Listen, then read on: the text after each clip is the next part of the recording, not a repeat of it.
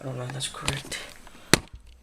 This is the beginning video. This will be in the culture part playlist, but if you're listening through the main course, congratulations. This is a good introduction to about the language. So, what is this language? What is Bisaya or Cebuano? And to be clarified, what am I teaching here? Even though I call it Bisaya. Bisaya is kind of an umbrella term. Well, you can think of it, what is Bisaya? Bisaya is basically one of the most, it's a very popular language to be spoken in the country Philippines. The entire country Philippines in itself has multiple different languages. We are like Indonesia. We have so many. So there's of course the national language, Filipino. There's this group called Tagalog. And there's us who are Bisaya. There's Ilocano. There's I don't know. There's so many I can't even remember. And I happen to speak them. So anyway, what is Bisaya? Bisaya is basically popular, mostly in the south of the country. Islands like Cebu, Davao. Those two are the only places I actually know, but I think Negros also speaks it, right? But what is Cebuano? And what is Bisaya? What's the difference? Technically, in this course, I am teaching Bisaya, but I lean more into the Cebuano side because I am Cebuano. And what is the difference between the two? The difference is you can think of it as like accents in English, where there's a British accent and here comes the American accent. Same story with us. For example, the Davao speaks a more soft, calm kind of Bisaya, while us here in Cebu sound like a bunch of Puerto Ricans and Cubans who sound aggressive, serious, and at the same time fast.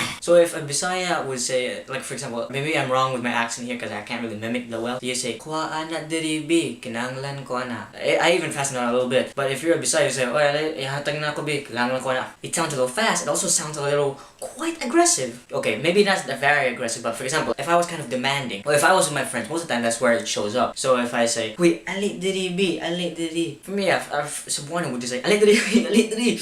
It's pretty weird of a language. Sometimes the words are also different, especially the fact that Cebuano developed as a Bisaya language that is designed for city life. So a lot of words will be shortened. For example, in English you say ain't it, but I don't know, the British says in it. Another one is when you say in English there is not, but then you say there isn't. It shortens up. So same story. For example, let's say there is no rain. So Bisaya would just say walay uwan. Cebuano would say way uwan. They just butchered like some syllables out for simplicity. Another one would be when you say ants. I think in Bisaya they say halmigas. So there's like halmigas, like 3 syllables. I would just again cut off a lot of words, or probably just 1 syllable, so migas. Oh, another one would be when you say fire. A regular Bisaya would say kalayo, while us would just say kayo, and we say even fast. I don't know why. And then some words might sound kind of different depending on where you are. It's mostly from the accent. And of course, if you may have noticed, there is not that much of a proper standardized language system for it. It's just like a spoken language, but it's not like kind of systemized yet. Well,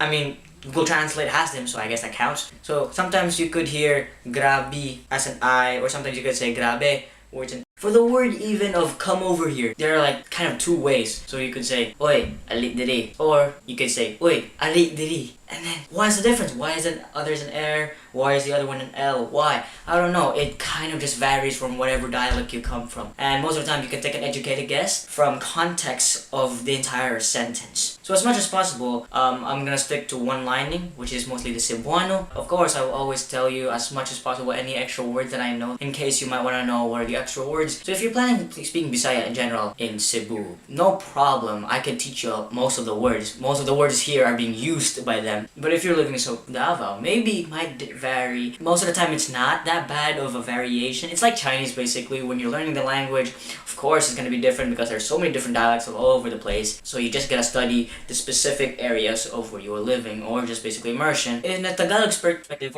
they will also tell you that we Bisaya sound like, especially the Cebuanos for some reason, we sound like we want to fight people. Now, it's not because we are aggressive, it's just the way we sound like. We just do it so fast at the same time at a very serious or sometimes an aggressive tone manner. I don't know why, pero inaanadjud me, magkaroon kani mura yung normal na voice ha, pero mura na paspas ha, di ba? Mura na paspas na magbisaya. Because normally ang mga dili, especially mga dili Cebuano, mostly di ba, hilong kay na nakoy kauban gikan sa Bohol, dili siya iso kay pagtingo. So kung magtuon ka Bisaya sa Cebu, good luck kay paspas kay sila mo talk. But that's pretty much it, the intro of the video. This is a beginner's idea of what Bisaya is, okay?